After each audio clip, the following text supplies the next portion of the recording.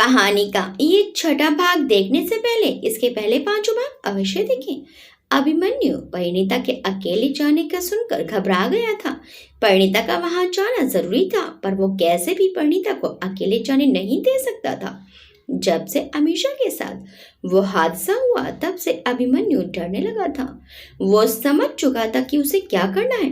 वो चाहता तो वो वहीं से ही परिणीता के लिए हॉस्पिटल जाने का इंतजाम करवा सकता था, पर ऐसे समय में परिणीता को किसी अपने के साथ की जरूरत थी और वो उसे अकेला नहीं छोड़ सकता था। परिणीता ने चेक मिताली को सेफली रखने को कहा और 7 बजे कैब करके निकल गई। मिताली और उसका पैसों का आदान प्रदान चलता रहता था और मिताली की आर्थिक स्थिति भी परिणीता से बेहतर थी, इसीलिए उसके ऊपर कोई लोन नहीं था और इसीलिए भी उसके पास पैसे रहते ही थे। उसने 1.5 लाख रुपए परिणीता के अकाउंट में ट्रांसफर कर दिए और भीगी आंखों से परिणीता को अपने को मजबूत रखकर हिम्मत से काम लेने को कहकर विदा किया। जाना तो वो भी चाहती थी, पर उसकी छुट्टी पिछले महीने उसे वायरल होने की वजह से बहुत हो गई थी। प्राइवेट सेक्टर में छुट्टी का नाम सुनते ही बॉस का पारा हाई हो जाता है, सभी जानते हैं। 8:30 पौने 9 पर परिणीता एयरपोर्ट पहुंची। चेक इन करके वो एक तरफ उदास होकर बैठ गई। मम्मी से तो क्या ही बात करती। अंशु को मैसेज डाल दिया था कि कल सुबह का ऑपरेशन रख लो, हम आ रहे हैं। हालांकि मिताली के पापा ने परिणीता को इतनी रात में आने के लिए मना किया था। वो तो है ही, वो कल सुबह की फ्लाइट से आए। क्या किया जाए, अब माहौल ही ऐसा हो गया है। कब किस रूप में भेड़िया बैठा हो, तो बेटियों की चिंता तो होती ही है। पर मिताली जानती थी परिणीता रुकने वाली नहीं, इसीलिए उसने एक बार भी मना नहीं किया। परिणीता सिर झुकाए दोनों हाथों से मोबाइल पकड़े बैठी थी कि पता नहीं कब क्या खबर आ जाए। जब आप दूर होते हैं तो बुरी आशंकाएं ज्यादा आती हैं। बार बार उसकी आंखें गीली हो रही थी, जिन्हें वो पोंछती जा रही थी। तभी उसके सामने किसी ने कॉफी का कप बढ़ाया। कुछ नहीं होगा अंकल को। परिणीता ने सिर उठाकर देखा, सामने अभिमन्यु खड़ा था कॉफी लिए हुए। परिणीता को पता नहीं क्या हुआ, उसने कॉफी लेकर एक साइड में रखा और अभिमन्यु के गले लगकर पपक पड़ी, जैसे जो आंसुओं का बांध अब तक रुका था एकदम से खुल गया हो। अभिमन्यु ने भी उसे सांत्वना देते हुए उसके बालों को सहलाने लगा। एयरपोर्ट पर अचानक अभिमन्यु को देखकर परिणीता अपने को रोक नहीं पाई और गले लगकर रोने लगी। जी हल्का होने पर उसे एहसास हुआ कि वो कहाँ खड़ी है और किसको गले लगाए हैं, तो वो धीरे से अभिमन्यु से आंखें चुराते हुए सीट पर बैठ गई। अभिमन्यु भी उसी के बराबर में बैठ गया। कॉफी पियो और कुछ खाया? परिणीता खामोश रही। तुम्हारे खाने न खाने से अंकल जल्दी ठीक नहीं हो जाएंगे। अगर उनकी देखभाल करनी है तो खुद को स्ट्रॉन्ग रखना होगा। परिणीता कॉफी पीने लगी। उसे अब कुछ अच्छा लगा। उसने अभिमन्यु से पूछा, आप यहाँ? हाँ, मैं भी कानपुर जा रहा हूँ, अभिमन्यु ने ठंडी आवाज में कहा। परिणीता की आंखें चौड़ी हो गई। वो हैरानी से बोली, हैं? क्यों? अभिमन्यु ने बिना उसकी तरफ देखे जवाब दिया, मुझे काम है। लेकिन अभी तक तो आपको कोई काम नहीं था। हाँ नहीं था, पर अब आ गया है। आप मेरे पीछे आ रहे हैं ना? परिणीता इस बार कुछ इरिटेट होकर बोली। क्यों? अभिमन्यु ने उसे घूरते हुए कहा। कहीं भी जाने के लिए मुझे तुमसे पूछना पड़ेगा और मैं तुम्हारे पीछे आऊंगा, ये तुम्हारी गलत फहमी है। परिणीता चुप हो गई, लेकिन वो जानती थी कि अभिमन्यु सरासर झूठ बोल रहा है। वो सिर झुकाकर बैठ गई। थोड़ी ही देर में अभिमन्यु इडली सांभर की 2 प्लेट ले आया और 1 प्लेट परिणीता की और बढ़ा दी। परिणीता ने मुंह फेर लिया। मुझे भूख नहीं है, अभिमन्यु ने कान के पास फुसफुसाते हुए कहा। अब अगर तुम नहीं खाओगी तो मैं भी वही करूंगा जो तुमने अभी कुछ देर पहले किया। परिणीता उसको अजीब नजरों से देखते हुए बोली। मैंने क्या किया? अभिमन्यु ने मुस्कुराकर जवाब दिया। तुम्हें तुमसे भी ज्यादा टाइट हग करूंगा और तुम कुछ नहीं कर पाओगी, क्योंकि कुछ देर पहले तुमने ही किया था। सोच लो, खाना या इट्स योर चॉइस। परिणीता ने झट से प्लेट पकड़ ली और खाने लगी। अभिमन्यु ने इत्मीनान की सांस ली। 2-3 घंटे पहले मिताली से परिणीता के अचानक कानपुर जाने का सुनकर अभिमन्यु शॉक्ड हो गया। उसने तुरंत विहान से कहा, यार कानपुर की एक टिकट करा रात की। विहान जो इतने दिनों बाद दोस्तों की पार्टी का प्लान बना रहा था एकदम से चौंक गया। कानपुर क्यों? कानपुर में तुझे क्या काम आ गया? यार वो परिणीता जा रही है और वो भी अकेले। अभिमन्यु ने झिझकते हुए कहा, क्योंकि वो जानता था वैसे ही ये लोग आज उसकी टांग खींचने के फुल मूड में थे। विहान एकदम से अभिमन्यु को छेड़ते हुए बोला, ओहो, बहुत बहुत अच्छे जा रहे हो बेटा। वैसे वो जा रही है, उसका घर है, बट तुम क्यों? एक मिनट बेटा, कहीं हाथ मांगने तो नहीं जा रहे हैं? ओ माय गॉड, मेरा दोस्त तो क्लीन बोल्ड हो गया। विहान बोल ही रहा था कि अभिमन्यु की गुस्से से भरी आवाज सुनाई दी। अपने दिमाग को थोड़ा आराम दे। मैं सिर्फ उसे कानपुर पहुंचाने जा रहा हूँ, क्योंकि मैं उसे रात को अकेले लखनऊ से कानपुर नहीं जाने दे सकता। विहान अभिमन्यु की आवाज से समझ गया कि मामला गंभीर है। क्या हुआ है भाई? अभिमन्यु बोला, परिणीता के पापा का सीवियर एक्सीडेंट हुआ है। बस बाकी डिटेल मैं बाद में दूंगा, पहले तू टिकट करा। विहान बोला, और दादू से क्या कहोगे? अभिमन्यु बोला, वो तेरी जिम्मेदारी, तुझे क्या समझाना है वो तू जाने। विहान हड़बड़ाकर माथे पर हाथ मारकर बोला, और तेरी, सच में वो कौन सी घड़ी थी जब तुम ये पनौती उठा लाए थे? तब से उसकी पनौतियां खत्म ही नहीं हो रही है, और तुम्हारे उन पूजनीय हिटलर बॉस को झेलूं मैं? अच्छा है। अभिमन्यु उसे समझाते हुए बोला, यार मैं कोई पिकनिक बनाने नहीं जा रहा हूँ, लेकिन मैं उसे अकेले भी जाने नहीं दे सकता, समझा? विहान मुंह लटका कर बोला, हाँ भाई ठीक है, जाओ जाओ। अच्छा खासा पार्टी का प्लान बनाया था, पर क्या करें, दोस्त दोस्त ना रहा। अभिमन्यु ने उसकी बातें सुनकर मुंह बनाया और फोन कट कर दिया और अपना लैपटॉप, मोबाइल वगैरह जरूरत का सामान रखने लगा। इस समय एयरपोर्ट पर परिणीता चुपचाप बैठी थी। अभिमन्यु एक सीट छोड़कर बैठा था। अभिमन्यु बराबर परिणीता को ही देख रहा था। इस समय परिणीता एकदम गंभीर उदास थी। चेहरे से सारी चंचलता गायब हो गई थी। परिणीता ने अपने ऊपर अभिमन्यु की नजरें महसूस की तो उसने भी देखा। अभिमन्यु ने छेप कर मुंह दूसरी तरफ कर लिया।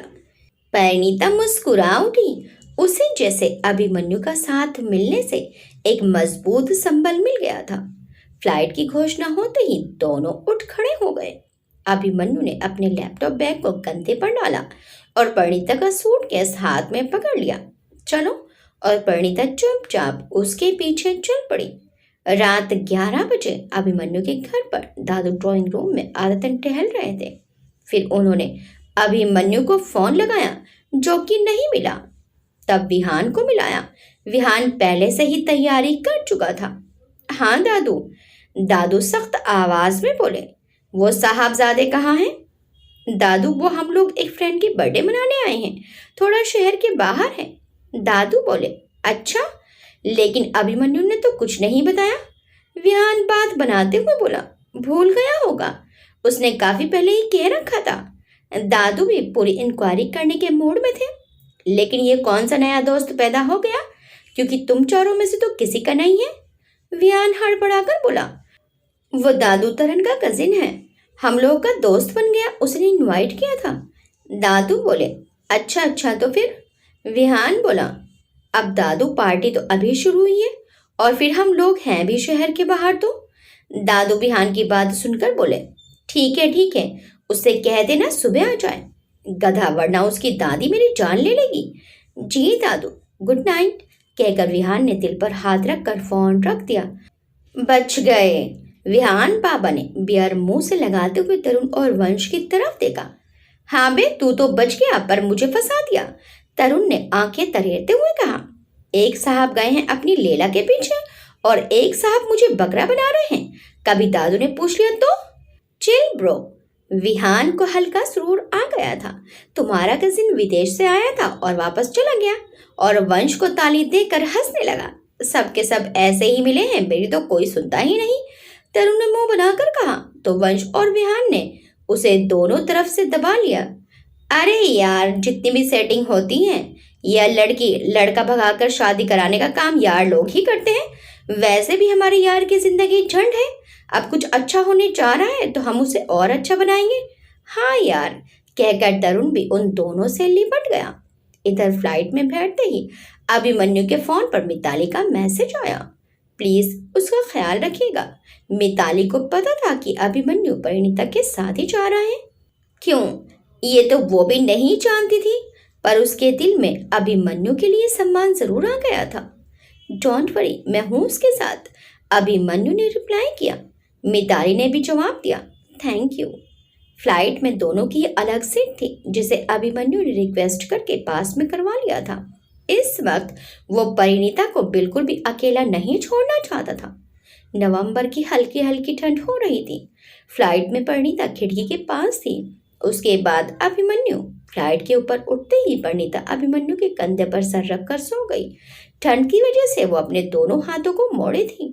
जल्दी में वो अपने लिए कुछ फुल कपड़े लाना भूल ही गई। एक पतली सी टी शर्ट और जींस पहनकर ही निकल ली। अभिमन्यु ने अपना ब्लेजर उतारकर उसे उड़ा दिया।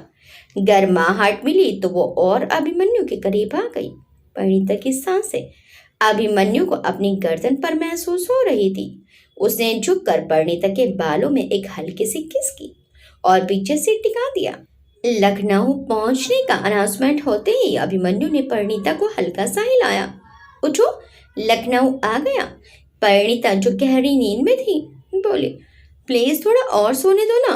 वो अभिमन्यु के और करीब हो गई। अभिमन्यु की धड़कनें तेज हो रही थी और परिणीता वो तो अभिमन्यु की करीबी पाकर जैसे निश्चित हो गई थी। अभिमन्यु ने उसे थोड़ा और जोर से हिला दिया। मैडम, लखनऊ आ गया। हाँ हाँ, अच्छा अच्छा। परिणीता खुद को अभिमन्यु के बाजू में लिपटा हुआ देख झेप गई। अपने ऊपर अभिमन्यु का ब्लेजर देखा तो और सकुचा गई। झट से सीधी होकर बैठ गई और ब्लेजर उतारने लगी। पहन लो, बाहर ठंड है। नहीं, ठीक है, कहकर परिणीता अभिमन्यु को ब्लेजर वापस करने लगी। तुम्हारी प्रॉब्लम क्या है? एक बार में तुम्हें कोई बात समझ ही नहीं आती है क्या? परिणीता अपने फोन को देख रही थी, जिसमें कल सुबह 8 बजे ऑपरेशन होगा ऐसा बड़े चाचा ने मैसेज में लिखा था, वरना बाद में प्रॉब्लम आ सकती है। बीपी भी हाई था। परिणीता की आंखों में दर्द उतर आया। क्या हुआ? अभिमन्यु ने बड़े ही शांत होकर पूछा। वो सुबह 8 बजे पापा का ऑपरेशन। बाकी परिणीता का गला रुक गया। अभिमन्यु ने परिणीता के कंधे को पकड़कर अपने से सटा लिया। कुछ नहीं होगा।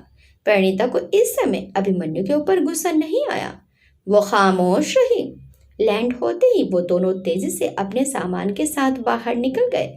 उसने अभिमन्यु का ब्लेजर पहन लिया। विहान ने पहले ही लखनऊ से कानपुर के लिए कैब बुक करवा दी थी। सच में इस वक्त एयरपोर्ट पर इक्का दुक्का फ्लाइट ही थी, जिससे पैसेंजर भी बहुत कम थे और प्राइवेट कैब के अलावा और कोई साधन भी न था। इतना सुनसान रास्ता उसे अकेले ही काटना पड़ता। ये सोचकर ही उसे डर लगा। मन ही मन वो अभिमन्यु को धन्यवाद दे रही थी। पूरे रास्ते एक खामोशी थी। परिणीता तो पूरी फ्लाइट में सोते हुए आई थी। अब 2:30 बज रहे थे। कैब में अभिमन्यु को भी झोंके आने लगे। परिणीता जो थोड़ी दूर बैठी थी, अभिमन्यु की गर्दन इधर उधर लुढ़कते देखकर पास आ गई और अपने कंधे को उसके सर के पास टिका दिया। अभिमन्यु को सहारा मिला।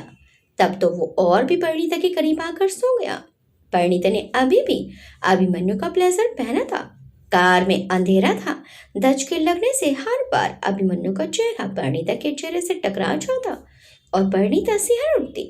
ये कैसा बंधन था उन दोनों के बीच। जब से अभिमन्यु से मिली है, हमेशा ही अभिमन्यु को अपने आसपास पाया है।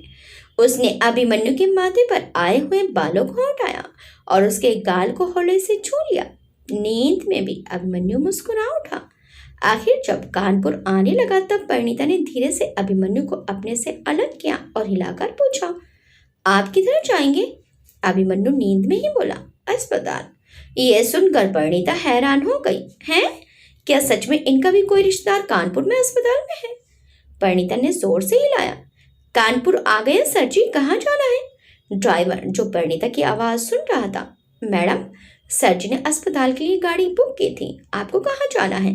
अभिमन्यु भी तब तक जाग गया, वहीं इनको भी जाना है। अभिमन्यु ने ड्राइवर से कहा, ओके सर जी। परिणीता अभिमन्यु को देखने लगी। अभिमन्यु बोला, चिंता मत करो, मैं तुम्हें अस्पताल छोड़कर आगे निकल जाऊंगा। परिणीता ने प्रश्नवाचक दृष्टि से पूछा, कहाँ? अभिमन्यु ने आराम से कहा, होटल। परिणीता बोली, लेकिन आप तो कह रही थी कि आपको भी काम है। अभिमन्यु बोला, हाँ तो वो परसों की मीटिंग, उसका क्या होगा? मैंने चेक रख दिया था मिताली के पास, परिणीता ने अफसोसजनक आवाज में कहा। उसे अपने अंशु का सपना चूर चूर होता दिखाई पड़ रहा था। और अभी तो पापा के ऊपर कितना पैसा लगेगा पता नहीं। अभी तुम सिर्फ अंकल पर ध्यान दो, वो हम देख लेंगे, अभिमन्यु ने ठंडी आवाज में कहा। आप क्यों देखेंगे, हम मैनेज कर लेंगे, परिणीता ने मुंह घुमाकर कहा। अभिमन्यु बोला, हाँ तो मैं कब कह रहा हूँ कि मैं देखूंगा, मैंने सिर्फ एजेंसी का कहा है। इस बीच अस्पताल आ गया। ड्राइवर ने डिक्की से परिणीता का सूटकेस निकाल दिया। अभिमन्यु ने 100 रुपये उसे चाय पानी के लिए दिए। वो सलाम ठोक कर चला गया। परिणीता अंदर जाने लगी। अब उसे पापा के पास पहुंचने की जल्दी थी। वो ये भी भूल गई कि पीछे पीछे अभिमन्यु उसका सूटकेस पकड़े आ रहा है। अंशु ने वार्ड वगैरह सब पहले ही बता दिया था। लगभग परिणीता दौड़ते हुए वहां पहुंच गई। सामने मम्मी बेंच पर बैठी थी। अंशु बगल में अधलेटा सा था और मिताली के पापा यानी बड़े चाचा चहलकदमी कर रहे थे। और तो कोई था नहीं। बीपी बढ़ जाने से परिणीता के पापा को आईसीयू में रखा गया था। परिणीता को आया देखकर मम्मी उससे लिपट गई और दोनों फपक कर रो पड़ी। जिंदगी भर पापा ने सबको संभाला था और आज वो खुद असहाय पड़े थे। अंशु भी दीदी से चिपक गया। दीदी, पापा ठीक तो हो जाएंगे ना, वो रोते हुए बोला। तभी पीछे से एक बेहद गंभीर आवाज आई। हाँ बिल्कुल, बहुत जल्दी अच्छे हो जाएंगे।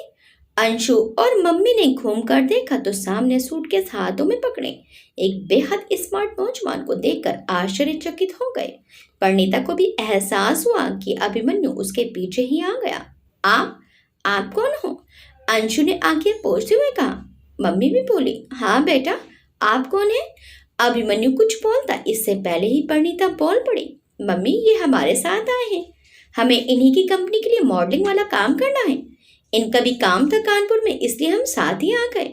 अभिमन्यु ने मम्मी के पैर छुए और अंशु से हेलो बोला।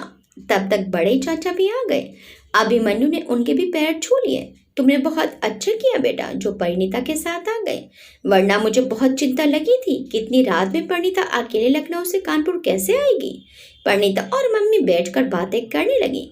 आईसीयू में किसी का जाना अलाउ नहीं था। पापा अब सुबह ही देखने को मिलेंगे जब ऑपरेशन रूम में ले जाना होगा। अभिमन्यु ने बड़े चाचा से परिणीता के पापा की हालत डिटेल में पूछी।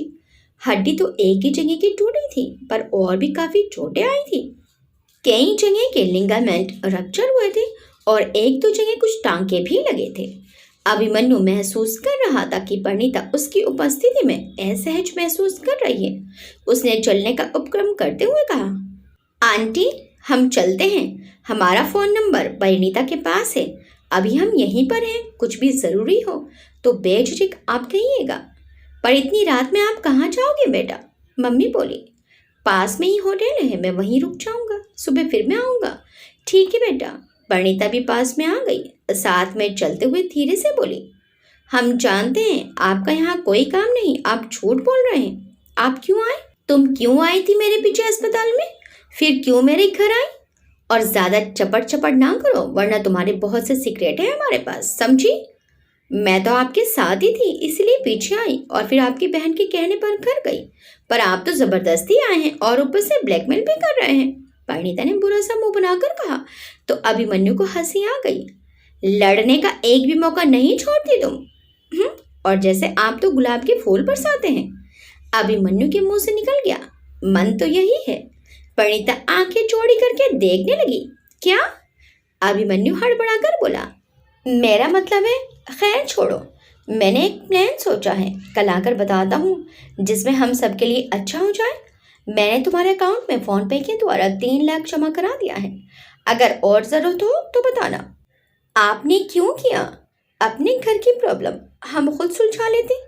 परिणीता ने कड़े शब्दों में इस बात का विरोध किया। अभिमन्यु बोला, पता है मुझे, और मैंने भी ऐसे ही नहीं दिए, तुम्हारे चेक के एवज में दिए हैं। तब ठीक है। परिणीता ने गहरी सांस ली। उसके सिर से जैसे बोझ उतर गया था। अभिमन्यु जानता था कि परिणीता ऐसे ही वो पैसे नहीं लेगी, और ऑपरेशन में 2 से 3 का प्रथम दृश्य खर्चा तो था ही। अस्पताल का गेट आ गया था। परिणीता का मन तो था कि अभिमन्यु को रोक ले, पर क्या कहे और किस हक से। चाचा ने रिजर्वेशन ना होने का कहकर कल शाम तक आने को कहा और बुआ जी भाई की टेंशन सुनकर बीपी हाई होने का बहाना बनाकर अस्पताल से चली गई। मम्मी तो वैसे भी बाहरी दुनिया से लगभग अनजान ही थी। उन्होंने सदैव घर गृहस्थी संभाली और पति के पदचरणों का अनुकरण किया। अंशु तो बच्चा था।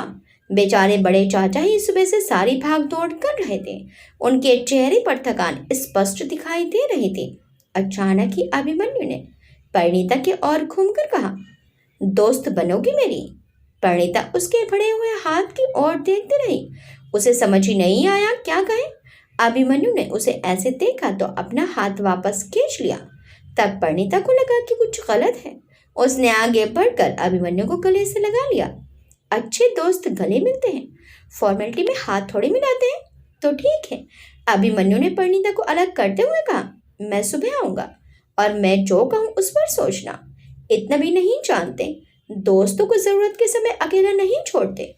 परिणीता ने आंखें नीचे करके धीमी आवाज में कहा, तो मैं कौन सा सच में जा रहा था? अभिमन्यु ने मुस्कुराकर कहा, तुम आंटी के पास चलो, मैं कैंटीन से चाय लेकर आता हूँ। थैंक्स, परिणीता कहते हुए अंदर चली गई। अभिमन्यु उसे जाते हुए देखता रहा। तभी फोन पर मैसेज फ्लैश हुआ। आदित्य का था। पढ़ते ही अभिमन्यु के जबड़े कस गए और आंखों में खून उतर आया। मुट्ठियों को भींचकर उसने सर्द आवाज में कहा, तुम लोगों को तो वो नर्क दिखाऊंगा कि ऊपर वाला भी सोचता रह जाएगा कि ऐसा नर्क मैंने क्यों नहीं बनाया। अभिमन्यु भी अपने अंदर के क्रोध को दबाकर कैंटीन की तरफ बढ़ गया। चाय वाले को चाय बोलकर वो वापस आ गया। सब उसकी तरफ देखने लगे। इतना बड़ा आदमी यहाँ ऐसे, और फिर किस कारण से वापस आ गया? अभिमन्यु सबकी मंशा भाप कर बड़े चाचा से बोला, वो बाहर कोई कन्वेंस नहीं दिखाई पड़ा और अभी 4 तो बजे ही है। सुबह फिर मैं आऊंगा तो इससे अच्छा है कि वो यहीं रुक जाए। वो तो ठीक है बेटा, पर आप अपने काम से आए हैं तो उसका खर्चा मत कीजिए, हम लोग हैं यहाँ पर। बड़े चाचा ने गंभीरता से कहा। वो इस वक्त अपने दोस्त के आईसीयू में होने से परिवार के मुखिया के तौर पर खुद को देख रहे थे। परिणीता के रिश्तेदारों को बखूबी पहचानते थे। भले ही अभिमन्यु इंसानियत के नाते रुका हो, पर सुबह जब सब उसे देखेंगे तो तरह तरह की बातें बनाएंगे। पर अभिमन्यु भी कहाँ मानने वाला था। उसने कहा, अंकल, परिणीता मेरी कंपनी के लिए काम करने जा रही है और हम अपनी कंपनी के प्रत्येक सदस्य को अपने परिवार की तरह समझते हैं। उनकी हर परेशानी में उनके साथ खड़े रहते हैं। इसलिए आप जब यहाँ तक आ ही गया हूँ तो कल ऑपरेशन के बाद में निकल जाऊंगा। वैसे भी मेरी और क्लाइंट की मीटिंग दोपहर 2 बजे है, इसलिए मैं तो कहूँगा आप घर जाकर थोड़ी कमर सीधी कर लेते, सुबह फिर से आ जाइएगा। परिणीता भी पास आ गई। हाँ चाचा जी, अभिमन्यु सर जी सही कह रहे हैं। मम्मी ने भी यही कहा कि जब अभिमन्यु यहाँ है ही तो भाई साहब आप थोड़ा आराम कर लीजिए। वैसे भी वो स्पॉन्डिलाइटिस के पेशेंट थे। उनकी पीठ में अकड़न शुरू हो चुकी थी और कल का दिन तो भारी होने वाला था। उन्हें भी यही ठीक लगा कि घर जाकर गर्म थैली से सिकाई कर लें और प्रॉपर अपनी दवाई खा लें ताकि कल वो ठीक रहें। सबकी बात मानकर वो स्कूटर से घर चले गए। मम्मी को भी चाय पिलाकर अभिमन्यु ने बेंच पर लिटा दिया और दूसरी पर अंशु को भी। अब अभिमन्यु और परिणीता बैठे थे। Thanks sir. किसी लिए? अभिमन्यु ने पूछा। मैं जानती हूँ आप यहाँ सिर्फ मेरे लिए आए हैं। क्यों आए हैं ये तो हम भी नहीं जानते, लेकिन फिर भी हमें अच्छा लगा इसलिए। अभी तो तुमने दोस्त कहा और अभी थैंक्स बोलकर दोस्ती के रूल्स तोड़ रही हो। दोस्ती में थैंक्स और सॉरी के लिए कोई जगह नहीं होती। परिणीता खामोश हो गई। उसके दिमाग में मंथन चल रहा था। कल पापा का ऑपरेशन है, परसों एड एजेंसी की मीटिंग है, उसके 2 दिन बाद शूटिंग है। क्या सच में आकर वो अपनी डील कैंसिल करेगी तो एजेंसी वाले मुकदमा कर सकते हैं? उसने तो कुछ पढ़ा ही नहीं था, बस साइन कर दिया अभिमन्यु के ऊपर भरोसा करके। हाँ, भरोसा करके। अभिमन्यु उसके साथ गलत नहीं करेगा। और अभी तो अभिमन्यु ने 3 लाख भी दिए हैं। अगर वो काम नहीं करेगी तो अंशु का सपना हमेशा के लिए चकनाचूर हो जाएगा। क्या करे परिणीता? हे ईश्वर, ये कैसा खेल रचा है। परिणीता ने सामने बेंच पर लेटे अंशु को देखा। नींद में वो बिल्कुल मासूम सा बच्चा लग रहा था। परिणीता की आंखें भर आई उसे देखकर। अभिमन्यु परिणीता के चेहरे पर आए उतार चढ़ाव देख रहा था। जब उसने उसकी आंखें गिली देखी तो परिणीता का हाथ धीरे से अपने हाथों में ले लिया। सब ठीक होगा, चिंता मत करो। तुम जो सोच रही हो मुझे पता है। यहाँ पैसे की बात नहीं है, तुम्हारी और तुम्हारे भाई के भविष्य की बात है। इसलिए अगर मैं कुछ कहूँ तो सोचना उस पर। परिणीता आश्चर्य से अभिमन्यु को देखने लगी। आपको क्या पता है हमारी फैमिली के बारे में? अभिमन्यु मुस्कुराया। अभिमन्यु यूं ही किसी को अपनी लाइफ में एंट्री नहीं देता, और जब देता है तो उसका अगला पिछला खाता उसके सामने खुला होता है। तुम हमारे घर तक हो आई और तुम्हें क्या लगा तुम अपनी मर्जी से घर के अंदर घुस पाई? नहीं, ये हमारी मर्जी थी क्योंकि हमने अपनी बहन को तुम्हारे साथ खुश देखा। परिणीता रोना भूलकर कुछ आश्चर्य और कुछ नाराजगी दिखाकर बोली, आप हैं कौन? आप तो चले गए थे, तो क्या जासूसी करवा रहे थे हमारी? हम तो आपकी सिस्टर के कहने पर गए थे। अभिमन्यु गंभीर और कुछ गुस्से से बोला। भरोसा हो गया है तुम पर, इसलिए घर के अंदर गई, वरना हमारी बहन के नजदीक जाने की इजाजत हम किसी को नहीं देते। कहते हुए अभिमन्यु ने दांत पीस लिए। ऐसा भी क्या हुआ है आपकी बहन को? और आप जो लड़कियों की सिक्योरिटी की इतनी चिंता करते हैं, क्यों?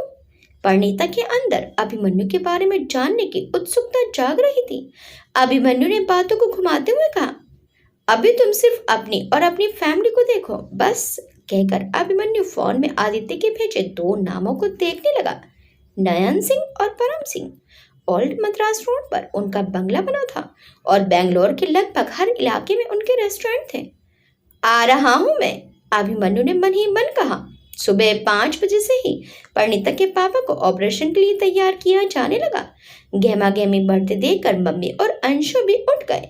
अभिमन्यु ने सबके लिए चाय मंगवाई और खुद फोन लेकर साइड में होकर किसी को मिलाया। उधर से एक भारी भरकम आवाज आई, कौन है साला? सुबह सुबह किसकी शामत आई है? जिसने फोन किया? अरे रुक तो छमिया, तू किधर जा रही है? कौन है मैं? अभिमन्यु ने बेहद सर्द आवाज में कहा, भगत राम। उधर से जो भी था उसके हाथों से फोन छूटते बचा। भाई, भगत भाई, माफ कर देना। क्षमा भाई क्षमा, बहुत दिनों बाद आपकी आवाज सुनी तो पहचान नहीं पाया। हुक्म करो आप। इतने दिनों बाद अपनी इस सेवा का कैसे ध्यान आया? अभिमन्यु ने उसे नयन और परम की डिटेल भेजी और कहा, तुम्हें उनको टच भी नहीं करना है, सिर्फ उनके एक एक मिनट का हिसाब रखना है, बाकी आगे मैं बताऊंगा। कुछ लफड़ा किया क्या भाई? कहो तो दोनों की भेजे में गोली उतार दूं अभी के अभी जाकर। नहीं, अभिमन्यु की आवाज जैसे फोन पर गूंज उठी, जिससे कोई कमजोर दिल का आदमी हो तो घबरा जाए। तुम्हें केवल दूर से उनके सोने से लेकर जागने तक और जागने से लेकर सोने तक की जानकारी निकालनी है। वो कौन सी चाय पीते हैं, कौन सा साबुन, टूथपेस्ट इस्तेमाल करते हैं, हर एक चीज की समझे। और हाँ, ये काम तुम्हें अकेला करना है, अपने पार्टनर को भनक भी नहीं लगने देना है। यहाँ तक कि तुम्हारी दाईं आंख जब देखे तो बाईं आंख को भी खबर ना हो। उधर शांता दादा गंभीर हो गया। ए छमिया, चल भाग यहाँ से, अपने पास में लेटी लड़की को धक्का देकर भगाते हुए कहा और फिर दरवाजा बंद कर लिया। क्या बात है भाई जी, बहन ठीक तो है ना? उन साले हरामजादों का कुछ पता चल गया क्या? अभिमन्यु बोला। बस तुम इतना करो, फिर आगे बताता हूँ। ठीक है भाई, समझो 2 दिन में उनकी जन्म कुंडली निकालता हूँ। ओके ठीक है, कहकर अभिमन्यु ने फोन रख दिया। फिर अभिमन्यु चेहरे पर नॉर्मल भाव लाते हुए परिणीता के करीब आकर बैठ गया। उधर शांता दादा उन आधे अधूरे कपड़ों में ही बेड पर लेट गया।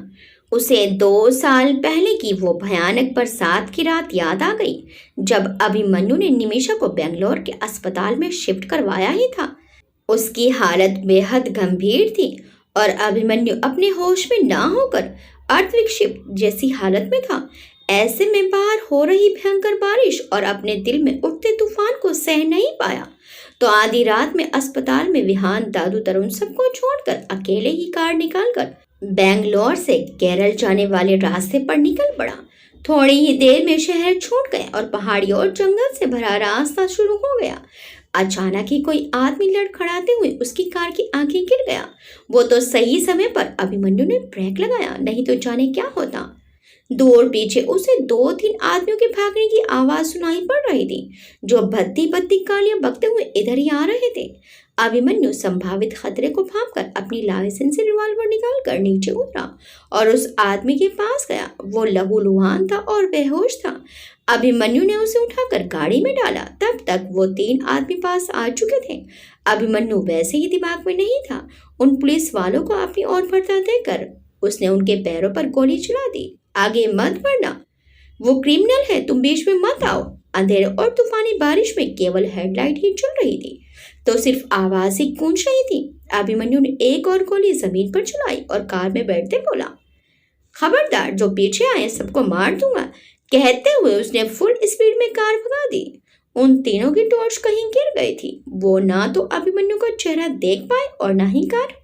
अभिमन्यु सीधा दूसरे रास्ते से अपने बंगले आया और उस आदमी को सीधे अपने गार्ड की मदद से ऊपर बने एक छोटे कमरे में ले गया। उसके बहुत ज्यादा चोटें लगी थी। लगता है पुलिस वालों ने बहुत मारा है, अभिमन्यु बड़बड़ाया।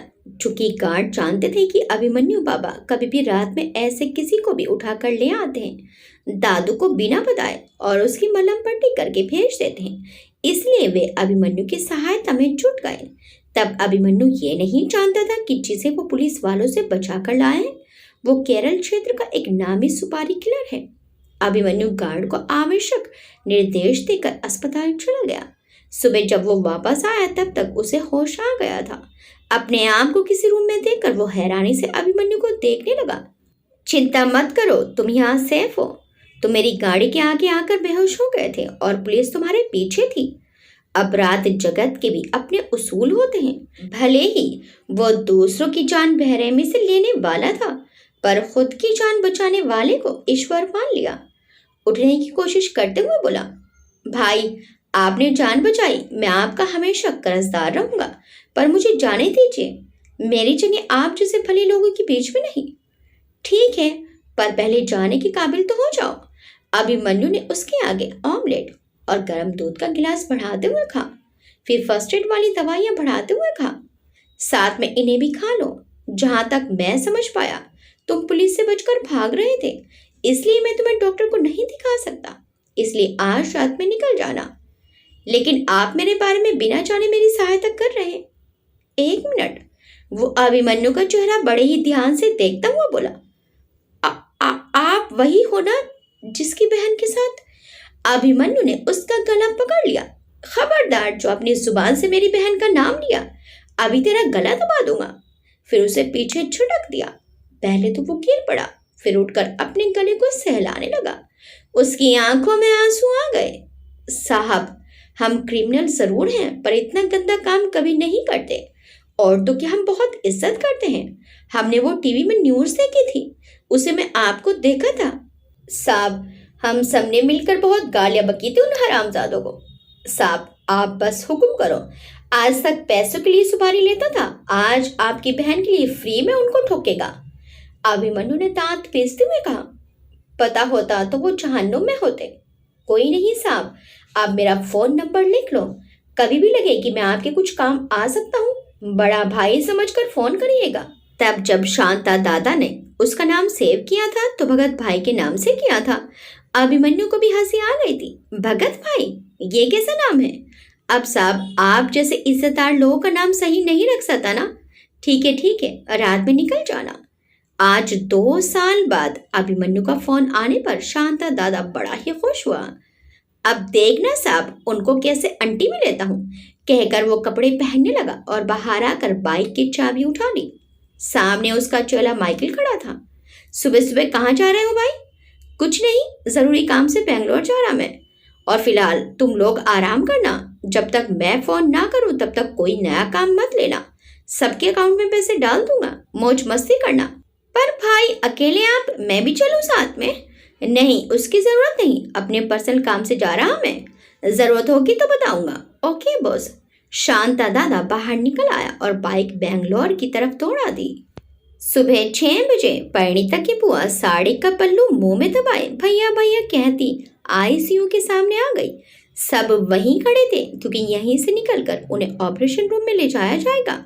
बुआ रोने का नाटक करते हुए बार बार अपनी आंखें पोंछ रही थी। हाय, हमारे भैया को क्या हो गया भाभी? वो परिणीता की मम्मी को पकड़कर ऐसा नाटक कर रही थी कि कुछ पूछो ही मत। मम्मी बेचारी वैसे ही कल से सदमे में थी। वो अपने दुख को छुपाकर उनको सांत्वना देने लगी। चिंता ना करें दीदी, आपके भैया जल्दी ठीक हो जाएंगे। बड़े चाचा तो पहले ही चले गए थे। जाते समय वो इलाज की फाइल परिणीता को सौंप गए थे।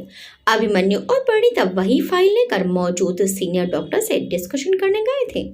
सामने दोनों को एक साथ आता देखकर बुआ के आंख कान दोनों चौकन्ने हो गए। भैया के लिए रोना ही ये भूल वो मम्मी से तल्ख आवाज में पूछ बैठी, ये कौन है? परिणीता के साथ। तब तक अंशु भी नजदीक आ गया। अंशु ने पाँव छुए और बोला, ये दीदी के बॉस हैं, दीदी इन्हीं के साथ आई हैं। बड़े ही भले हैं। बुआ की खुद की एक बेटी थी परिणीता के बराबर की, जिसे सिर्फ फैशन करना होता था और सबसे झगड़ा करना, इसलिए उसकी शादी बहुत कोशिशों के बाद भी नहीं हो पा रही थी, क्योंकि जहां वो रिश्ते की बात चलाते बेटी की कीर्ति पहले पहुंच जाती। परिणीता के साथ इतने हैंडसम स्मार्ट बॉस को देखकर उनका हृदय चल उठा, पर थोड़ी और जानकारी लेकर वो हर तरफ परिणीता की बुराई कर सके, इसलिए चुप रह गई। परिणीता के पास आकर उन्हें नमस्ते किया। देखा देखी अभिमन्यु ने भी नमस्ते किया। प्रत्युत्तर में बुआ घड़ियाली आंसू बहाने लगी। सुबह की बस से लखनऊ वाले फूफा जी भी आ गए और बड़ी मासी भी। 6:30 बजे परिणीता के पापा को बाहर निकाला गया। ऑपरेशन रूम ऊपर 3rd फ्लोर पर था, इसलिए उन्हें पारिवारिक लोगों से मिलने के लिए 10 मिनट का समय दिया गया। वो होश में थे। ये अलग बात थी कि चमड़े में चोट के कारण 3 टांके लगे थे और उन्हें बोलने में दिक्कत थी। सब उन्हें घेर कर खड़े हो गए। अभिमन्यु थोड़ा पीछे हट गया। सबसे पहले उन्होंने अपनी पत्नी को देखा, जो उनकी ऐसी हालत देखकर बामुश्किल अपने आंसुओं को रोके थी। इशारे से उन्होंने उन्हें अपने पास बुलाया और अपने हाथ को आगे बढ़ाने की कोशिश की। मम्मी इतने लोगों में संकोचवश पास नहीं जा रही थी। तभी परिणीता उन्हें ले गई। मम्मी ने हिम्मत करके उनके हाथ को थाम लिया। उन्होंने भी हाथ दबाकर कहा, परेशान ना हो, वो ठीक है और जल्दी ही घर आएंगे। परिणीता को देखकर उनकी आंखें चमक उठी। दोनों बच्चों को अपने पास बुलाया। दोनों ही पास आकर उनसे चिपक गए। अब भला बुआ कैसे पीछे रहती, ऊं करके रोते हुए उनके माथे को सहलाने लगी। तभी बड़े चाचा को ध्यान आया कि अभिमन्यु एकदम पीछे छुपे खड़े हैं। वो अभिमन्यु का हाथ पकड़कर परिणीता के पापा के पास ले आए और उनका परिचय दिया। अभिमन्यु की छल कपट रहित गहरी आंखों में परिणीता के पापा एक सेकंड के लिए खो गए। उनका चेहरा कुछ जाना पहचाना सा लगा। अभिमन्यु ने हाथों को जोड़कर उन्हें सांत्वना दी। आप चिंता ना करें, सब ठीक होगा। उन्होंने अपने कांपते हाथों को फैलाने की कोशिश की। अभिमन्यु ने उनके बढ़े हुए हाथों को थाम लिया। उनकी आंखों से आंसू बह निकले। अभिमन्यु ने उनके हाथों को प्यार से दबाकर जैसे उन्हें निश्चित किया कि वो है, सब देख लेगा।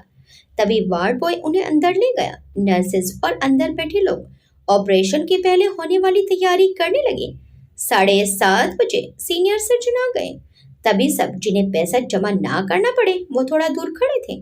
अभिमन्यु चाहता तो नहीं था कि वो ज्यादा आगे बढ़े, लेकिन जब उसने देखा कि परिणीता तो घबराई हुई है, उसके सामने अस्पताल का ये पहला इतना बड़ा केस था और बड़े चाचा को छोड़कर कोई रिश्तेदार आगे नहीं आ रहा, मजबूरन उसे ही बड़े चाचा के साथ खड़ा होना पड़ा। सीनियर डॉक्टर ने अभिमन्यु को अच्छी तरह समझाया और आवश्यक सलाह देकर अंदर चले गए। 15 मिनट बाद अंदर से एक नर्स निकली और ऑपरेशन में यूज होने वाली दवाइयों की लिस्ट देने लगी, पर बड़े चाचा के और परिणीता के अतिरिक्त और किसी का भी हाथ आगे नहीं बढ़ा। परिणीता ने लिस्ट ले ली और अंशु को मम्मी को देखने को बोल जाने लगी। तभी अभिमन्यु ने उसके हाथों से वो ले ली और गंभीरता से कहा, तुम आंटी के पास बैठो, मैं लाता हूँ। अंशु भी खड़ा हो गया। भैया मैं भी चलूँ आपके साथ? अभिमन्यु बोला, चलो। थोड़ी दूर पर फूफा बुआ और बड़ी मासी ने देखा कि अब पैसे का कोई काम नहीं, तब परिणीता की मम्मी के पास आ गई। पहले तो सहानुभूति की बातें चली, फिर असली मुद्दे पर आ गई। क्यों भाभी, ये लड़का कौन है? मम्मी तो पति के ऑपरेशन रूम में जाने पर आंखें बंद किए जगत पिता भोले बाबा का जाप ओम नमः शिवाय जप रही थी। आंखें खोली और अपनी ननंद के प्रश्न समझने की कोशिश करने लगी। वो बोलती उससे पहले ही परिणीता बोल पड़ी, बुआ वो मेरे बॉस हैं, अपने काम से आए हैं तो यहाँ भी आ गए। तभी बड़ी मासी भी कटाक्ष भरी आवाज में बोली, हाँ हाँ, वो तो हम देख ही रहे हैं कि वो अपना काम कर रहे हैं कि किसी और का। परिणीता ने मासी को घूरा तो फूफा जी ने बड़े ही व्यंग से कहा, घूर ही रही हो? सच ही तो पूछा है दीदी ने। बॉस ऐसे ही हर एम्प्लॉय के पीछे भागने लगे तो बिजनेस कब करेंगे? परिणीता अपने लोगों को बखूबी पहचानती थी। हमेशा मम्मी पापा के सीधेपन का और रिश्ते का भय दिखाकर फायदा उठाते थे। पर अब बस पापा की ऐसी हालत में भी उन्हें सिर्फ परपंच करना है। चुप रहिए आप सब लोग, वो बड़े ही रुष्ट स्वर में बोली। ऐसे समय में बजाय मम्मी को हिम्मत बांधने के आपको उंगली ही उठानी है। देखा देखा भाभी, मेरे ये तो पहले ही कहते थे बाहर जाकर इसके पर निकल आएंगे। कैसा बड़ों से जबान लड़ा रही है। अब बड़ी मासी कहाँ चूकने वाली थी। हाँ, इसलिए तो भैया हमने अपनी पीयू इंटर पास करते ब्याह दी थी। इस छोटी से भी तो समझाया था कि तू भी परिणीता के हाथ पीले करके चैन की बंसी बजा, लेकिन आज को मेरी बात मानी होती तो ऐसी बेशर्मी तो खुले आम न देखती। वो सख्त आवाज में बोली। हाँ हूं मैं बेशर्म, कम से कम आपकी पीयू की तरह रोज शराबी पति के सामने तन से और मन से पीड़ा तो नहीं झेलती। 20 की उम्र में 2 बच्चों की अम्मा तो नहीं बनी, सास की कहानी तो नहीं सुनती। ससुराल में रखने के नाम गाहे बगाए आप लोगों से अच्छी खासी रकम वसूली जाती है। अरे वो तो बेचारी अपना दुख किसी से कह भी नहीं सकती, क्योंकि जानती है उसे आपकी तरफ से कोई सपोर्ट नहीं मिलेगा। ससुराल में बहू की अर्थी ही निकलती है कहकर उस फिर उसे उसी नर्क में भेज दिया जाएगा। कितनी बार उसने आत्महत्या की सोची, पर बच्चों का मुंह देख कर सारे अत्याचार सह रही है। और बुआ जी, आपकी बहू कैसे आपको रखती है मुझे सब पता है। मम्मी परिणीता को चुप रहो कहती रही, पर परिणीता आज जैसे पागल हो गई थी। वो गुस्से में बोली, खाना आपसे बनवाए, बच्चे आपसे पलवाए, फूफा जी बाहर के नौकर और आप घर के भीतर की। खुद के बच्चे संभाले नहीं जाते। और तभी फूफा जी का हाथ परिणीता के ऊपर उठने ही वाला था कि एक मजबूत हाथ ने उनकी कलाई सख्ती से पकड़ ली। बस बहुत हुआ, खबरदार जो कभी भी सपने में भी सोचा। फूफा ने पलट कर देखा। कौन है बे? सामने देखा तो अभिमन्यु खड़ा था, आंखों में अंगार लिए। उसने अंशु को दवाइयों का पैकेट ऑपरेशन रूम के अंदर देने को कहा और फूफा का हाथ नीचे कर दिया। पहले तो फूफा जी अभिमन्यु की लाल आंखों से डर गए, पर अगले ही पल उन्हें उस घर के वे दामाद हैं उसका घमंड आ गया। तुम कौन होते हो हमारे बीच में पड़ने वाले? उन्होंने हाथ छुड़ाते हुए बड़े ही गुस्से से कहा। हम कोई नहीं, अभिमन्यु ने शांति से कहा, पर यूं ही किसी पर झूठे आरोप लगते देख नहीं सकते।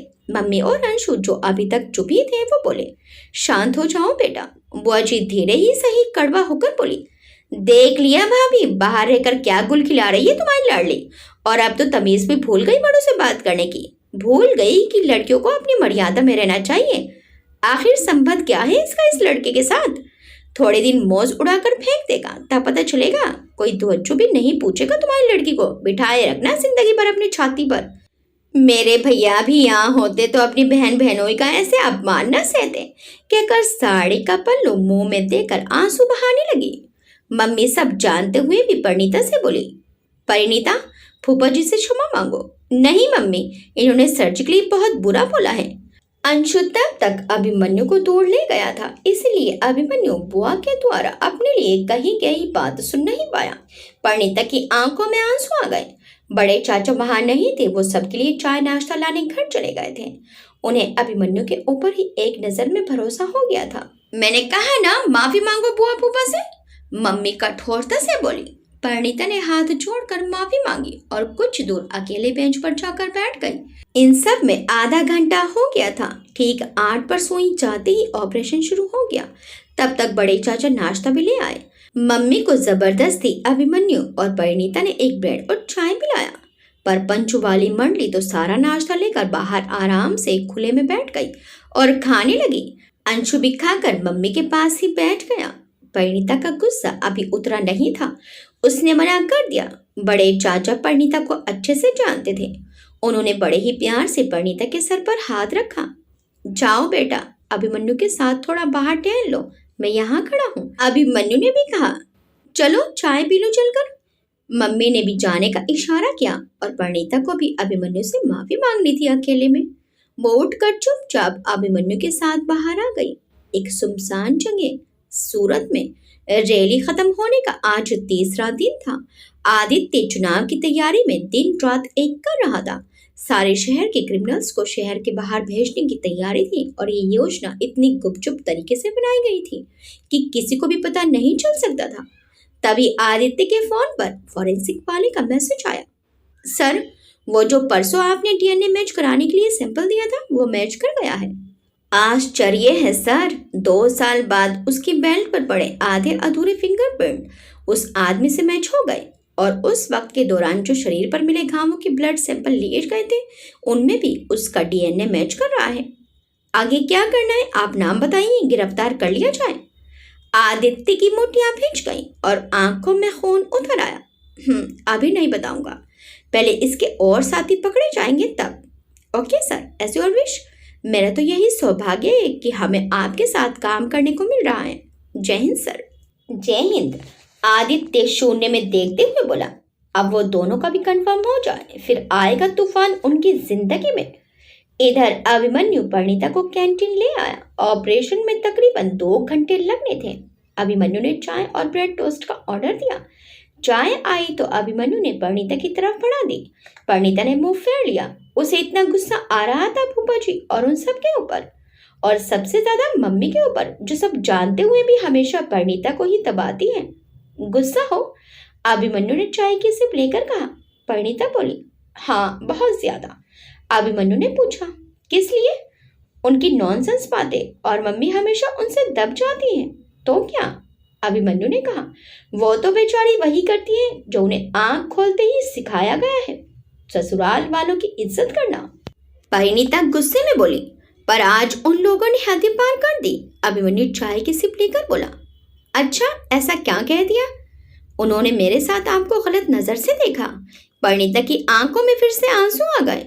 उन लोगों ने आप पर गंदे इल्जाम लगाए। सॉरी, मेरी वजह से आप पर हर बार इल्जाम लगते हैं। आप सच ही कह रहे थे कि सच में मैं आपकी लाइफ में मुसीबतों का पिटारा हूँ जो कभी खत्म ही नहीं होता। अभिमन्यु एक ठंडी सांस लेकर बोला, परिणीता पहले तो तुम रोना बंद करो और चाय पियो। दूसरी बात, तुम मेरी लाइफ में मुसीबत बनकर आई हो या लकी चार्म बनकर, ये तो मैं नहीं जानता, पर हाँ कुछ तो कनेक्शन है हम दोनों में। और रही बात इल्जामों की, पहली बात तो उन्होंने क्या कहा मैंने तुम्हारे बारे में मैंने नहीं सुना, और अगर सुन लेता तो मैं छोड़ता नहीं। और दूसरी बात, एक लड़की और लड़का दोस्त हो सकते हैं, ये उन्हें अभी समझने में थोड़ा टाइम लगेगा। इसलिए इस वक्त सिर्फ अपने पापा और फैमिली को देखो, just forget them. Parineeta Abhimanyu की बात सुनकर बोली, आप सही कह रहे हैं। फिर वह अपने आंसू पोंछकर बोली, मुझे उनकी बातों पर ध्यान ही नहीं देना। थैंक्स सर जी। अभिमन्यु मुंह बनाकर बोला, ओहो तुम्हारी सॉरी और तुम्हारे थैंक्स सुन सुनकर मैं बोर हो गया हूँ, और ये ज्वालामुखी खड़ूस इन सब के बाद सर जी कुछ हजम नहीं हो रहा। तुम जैसी हो वैसे ही मुझे अच्छी लगती हो, बदलो मत। परिणीता अभिमन्यु की बात सुनकर आंखें फैलाकर उसे देखने लगी और हैरान होकर बोली, हाँ क्या कहा तुमने? अभिमन्यु ने पहले ही अपनी जीभ दांतों में दबा ली थी। ये उसने क्या कह दिया? हाँ तो किसी को भी किसी के लिए नहीं बदलना चाहिए, यही तो कह रहा हूँ, और क्या। परिणीता मन ही मन मुस्कुरा उठी। दिल में मीठी सी हलचल मच गई। उसने आंखें झुका ली और चाय पीने लगी। अभिमन्यु ने वापस बातों का रुख मोड़ा। परिणीता अब मैं जो कह रहा हूँ उस पर ध्यान देना। कल शाम को तुम्हारी मीटिंग है, तब तक अंकल रिलैक्स हो जाएंगे। तुम दोपहर की फ्लाइट से बेंगलोर आ जाओ और मीटिंग अटेंड करके तुरंत जो फ्लाइट मिले उससे वापस आ जाओ।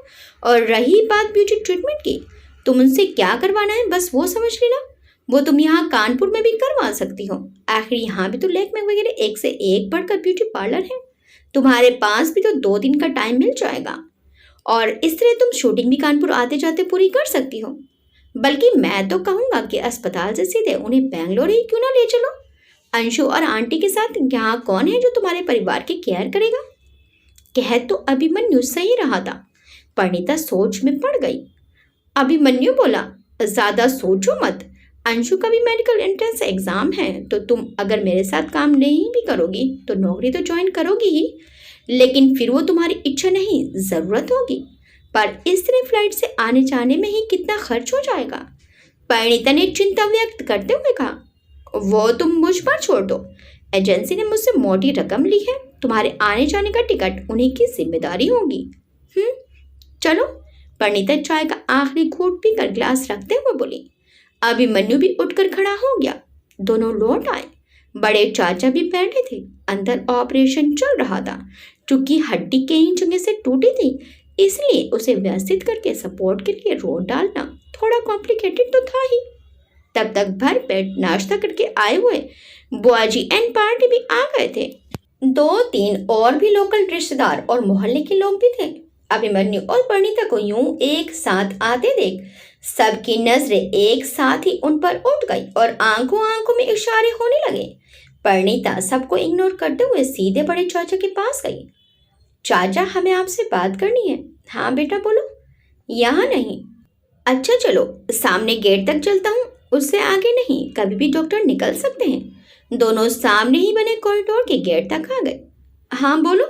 परिणीता ने अभिमन्यु को कही एक एक बात सच्चाई से सब बता दी। पापा तो अंदर है चाचा, मम्मी तो क्या ही बताएंगी, आप बताइए मुझे क्या करना चाहिए।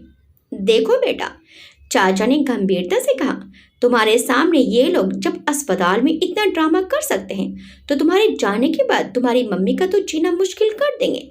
मैं तो यही कहूँगा कि अभिमन्यु सही कह रहे हैं। तुम अपने काम के साथ परिवार को भी देख सको, इसलिए ज़रूरी है कि तुम उनके साथ रहो। और अभी तो फिलहाल भाई साहब 6 महीने स्कूल भी नहीं जा पाएंगे, इसलिए तुम उन्हें अपने साथ बेंगलोर ही शिफ्ट करा लो। पर चाचा, अभी तक तो हम खुद ही। कहते कहते परिणीता रुक गई। चाचा बोले, जानता हूँ, मिताली बता रही थी। पर तो क्या हुआ, 2 कमरे तो है ना, एक में तुम दोनों रह लेना और एक में मम्मी पापा। अंशु तो वैसे भी मेडिकल की कोचिंग के लिए कोटा जाना चाहता है। 6 महीने की ही तो बात है, तुम भी काम कर लोगी और यहाँ के इन दोहरे चेहरे वालों की बातें भी नहीं सुनोगी। परिणीता उनका चेहरा देखने लगी। चाचा बोले, हाँ भाभी ने मुझे सब बता दिया। अभिमन्यु बहुत अच्छे हैं, पर जब देखने वालों की नजर ही अच्छी ना हो तो क्या कर सकते हैं। भाभी बहुत दुखी हैं, तुम के पास जाकर बैठो। अभिमन्यु भी अंशु के साथ बैठ गया। बहुत जल्द ही दोनों में दोस्ती हो गई। इस बीच दादू का कई बार फोन आया, पर अभिमन्यु ने नहीं उठाया। विहान ने क्या कहा है पहले ये तो पता चले। अभिमन्यु ने भी विहान को कई बार फोन किया, फिर मैसेज किया। अबे साले नशेड़ी, सुबह हो गई, उठ जा। यहाँ बिग बॉस फोन पर फोन करके जान ले रहे हैं, बता तो सही तूने उन्हें क्या बताया है। तभी शांता दादा का मैसेज आया, भाई बेंगलोर आउटर। शांता दादा ने एक नए नाम से नया सिम केवल अभिमन्यु के लिए लिया था। अभिमन्यु ने बेंगलोर चेन्नई रास्ते में अपनी एक नई बन रही फैक्ट्री का पता भेजा और कहा, वहां पहुंचो एज ए सुपरवाइजर, थोड़े अच्छे गेटअप में, कल मिलते हैं, तब तक रेस्ट करके काम पर लग जाओ। ओके भाई। अभिमन्यु ने फिर फैक्ट्री के गार्ड को फोन मिलाया। इतनी सुबह मालिक का फोन देखकर उसके तो पसीने छूट गए। हाँ सर जी सर। अभिमन्यु बोला, घबराओ मत, अभी 1 घंटे में साइट के नए सुपरवाइजर आ रहे हैं, उनको उनका कमरा दिखा देना और खाने की व्यवस्था करवा देना। ठीक है सर, हम देख लेंगे, आप चिंता ना करें। अभिमन्यु ने फोन रख दिया और ऊपर छत की तरफ देखकर बुदबुदाया, दिन गिन लो मिस्टर नयनपरम, यमराज की तो नोटबुक में तुम्हारे नाम की मुहर लग गई है। अस्पताल में आधे घंटे बाद सीनियर सर्जन बाहर निकल आए। अब 10 या 10:30 बज रहे थे। उनको देखते ही सब उन्हें घेर कर खड़े हो गए। उन्होंने अभिमन्यु, बड़े चाचा और परिणीता को पास बुलाया। देखिए, ऑपरेशन तो सक्सेसफुली हो गया है, पर शरीर में और भी चोटें हैं और उम्र के कारण रिकवरी होने में थोड़ा सा टाइम लगेगा ही। आप लोग उनकी अच्छे से केयर करिए। अभी 2 घंटे बाद आप उनसे बारी बारी से मिल सकते हैं। डॉक्टर ने आगे कहा, 15 दिन अस्पताल में रहना है, उसके बाद घर पर। फिजियोथेरेपिस्ट की जरूरत पड़ेगी। कम से कम 3 महीने की प्रॉपर केयर के बाद ही ये ठीक से चल पाएंगे। कहकर डॉक्टर चले गए। सब वापस अपने अपने समूह के साथ बैठ गए। परिणीता अभिमन्यु के पास आकर बोली, अभिमन्यु सर, मुझे ऐसा लगता है कि अब आपको जाना चाहिए। बड़े चाचा भी बोले, हाँ बेटा, अब सब ठीक है और हम यहाँ पर हैं। आप जिस काम से आए अब आप उसे पूरा करिए। तभी अभिमन्यु के फोन पर विहान का फोन आ गया। अभिमन्यु अलग हटकर फोन अटेंड करने लगा। हाँ बे, उतर गई कि अभी भी हैंगओवर है। विहान मुंह लटका कर बोला, नहीं यार, तेरे बिना भी क्या पीना, और साथी रे। अभिमन्यु बोला, नौटंकी छोड़ और बता, तूने बॉस को क्या बताया। विहान ने बता दिया और कहा, और कितनी देर है? अभी फिर से वो मुझे कॉल करेंगे और मैं नहीं उठाऊंगा तो तरुण या वंश को करेंगे। और वो दोनों चपड़गंजू कितना डरते हैं दादू से, तुझे तो पता ही है, कहीं सच में बता न दे। अभिमन्यु बोला, नहीं मैं भी अब निकल ही रहा हूँ, बस तू शाम तक संभाल ले। ऐसा कह दे कि मैं सीधे नई वाली साइड पर निकल गया हूँ, बस फिर तो शाम हो ही जाएगी। मैं भी यही बोलता हूँ। यार तू मरवाएगा किसी दिन बुढ़ाऊ से मुझे। अभिमन्यु खुड़का तो बिहान हंसने लगा। हाँ हाँ समझ गया, आग की परम पूछिए दादू जी बस। अभिमन्यु ने फिर गंभीर होकर कहा। वो वही है, कंफर्म हो गया, और बेंगलोर में अभी कंफर्म होना बाकी है। उन दोनों का पता चल गया है। विहान बोला, बस तू चिंता ना कर, मैं देख लूंगा। फिर विहान और बातों का रुख मोड़ते हुए बोला, और मिस्टर ससुर जी कैसे हैं? ससुर जी कौन? अभिमन्यु ने हैरानी से कहा। अरे अब भाभी जी के फादर को ससुर जी तो कहते हैं। विहान हंसने लगा। अभिमन्यु चिढ़कर बोला, साले हर वक्त तुझे मेरी टांग खींचनी होती है। शाम को मिलना अड्डे पर, फिर बताऊंगा तुझे। विहान अकड़कर बोला, हाँ हाँ आ तो सही, और हाँ बेटा बेवकूफ तो मत बनाइयो, हम क्या चल रहा है तुम दोनों में सब समझ रहे हैं। अभिमन्यु उसे टालते हुए बोला, अच्छा अच्छा अब फोन रख, बॉस की कॉल आ रही है। विहान बोला, टाल मत, कुछ तो तुमसे है राबता। विहान फोन पर ही गुनगुनाने लगा। अभिमन्यु ने फोन काट दिया। सच तो यही था, उसके दिल में भी मीठी सी हलचल मच चुकी थी। उसने वापस आकर फ्लाइट चेक की। 1.5 घंटे बाद की फ्लाइट थी कानपुर से ही।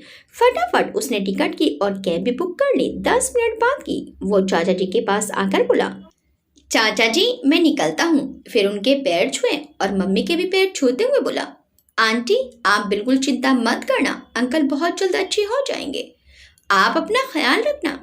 मम्मी सिर पर हाथ फेरते हुए बोली, खुश रहना बेटा। अंशु और परिणीता गेट तक छोड़ने आए। अभिमन्यु अंशु के गले मिलकर परिणीता को बाय बोलने ही वाला था कि परिणीता आप ही उसके गले लग गई। अब अंशु इतना भी छोटा नहीं था। अभिमन्यु ने परिणीता की पीठ थपथपाई और अपने से अलग करके कहा, डोंट वरी सब ठीक होगा, और हम सब है ना। अंशु भी पास आ गया और अभिमन्यु से बोला, आप बहुत अच्छे हैं भैया, आप चिंता ना करो, मैं सबका ख्याल रखूंगा। अभिमन्यु हंसने लगा, हाँ भाई आप तो बड़े हो ही गए हैं। तब तक कैब आ गई। अभिमन्यु उसमें बैठ गया। परिणीता के गालों पर आंसू लुढ़क पड़े, जैसे उसे अभिमन्यु से बिछड़ना अच्छा नहीं लग रहा था। अभिमन्यु का भी यही हाल था, पर उसे बेंगलोर जाना भी जरूरी था। शांता दादा आ चुका था और बहुत दिनों तक वो शांता दादा को बेंगलोर में नहीं रख सकता था। वो एक बार फिर कैब से उतरा और परिणीता के गालों से आंसू पोंछ दिए। इस बार अभिमन्यु ने परिणीता को गले लगा लिया और कानों में फुसफुसाकर कहा, मैं बेंगलोर में वेट करूंगा तुम्हारा। अभिमन्यु की सांसें अपनी गर्दन पर महसूस करके परिणीता की आंखें बंद हो गई। अभिमन्यु ने उसके गाल थपथपाए और कैब में बैठ गया। परिणीता और अंशु ने हाथ हिलाए और कैब आगे बढ़ गई। लौटते समय अंशु ने धीरे से कहा, दीदी भैया बहुत अच्छे हैं। परिणीता ने कहा और आगे बढ़ गई। अभिमन्यु ने दादू को फोन मिलाया। हाँ दादू, क्यों आप सुबह सुबह परेशान हो रहे हैं? पता तो है आपको, रात में पार्टी थी, अभी उठा, अब नई फैक्ट्री की साइट पर जा रहा हूँ। पुराना वाला सुपरवाइजर तो भाग गया, एक नया आने वाला है, जरा उससे बातचीत करके काम समझा दूँ, फिर आता हूँ। दादू बोले, ठीक है, तुम्हारी दादी सुबह से जान खा रही है हमारी, तुम सुबह से मिले नहीं उनसे, और ऊपर से गुड्डी। क्या हुआ गुड्डी को?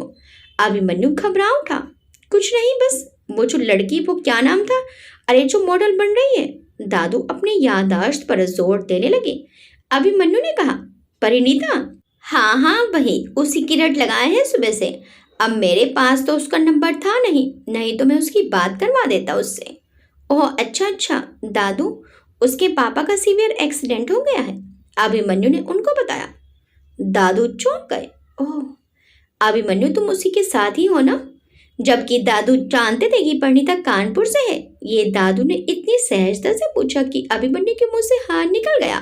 बाद में अभिमन्यु हकलाने लगा, वो मैं एयरपोर्ट पर हूँ दादू, मैं आ ही रहा हूँ।